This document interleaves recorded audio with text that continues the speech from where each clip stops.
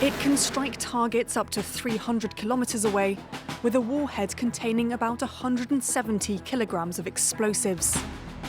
For months, Kyiv has been lobbying the US for authorization to use this piece of military equipment for attacks inside Russia.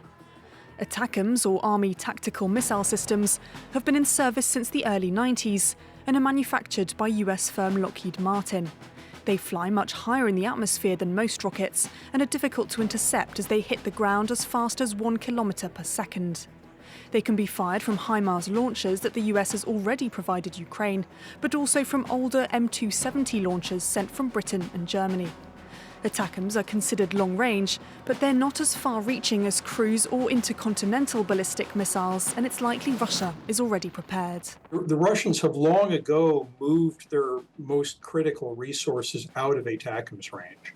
They've been expecting for quite some time that eventually this restriction would be lifted. With the help of North Korean troops, the Russian military is preparing a major assault to regain parts of the Kursk region it lost to Ukrainians back in August.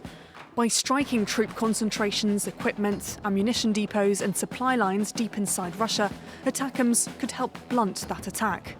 But beyond the impact they could have on the ground, these missiles could also serve a purpose in future negotiations. There's an expectation across, on both sides of Atlantic that we're going to have to engage diplomatically on this. If you're going to do that, you have to put your side in as strong a position militarily or tactically as possible. The US's decision was met with muted enthusiasm in Kyiv, but it could encourage other allies like the UK to follow suit.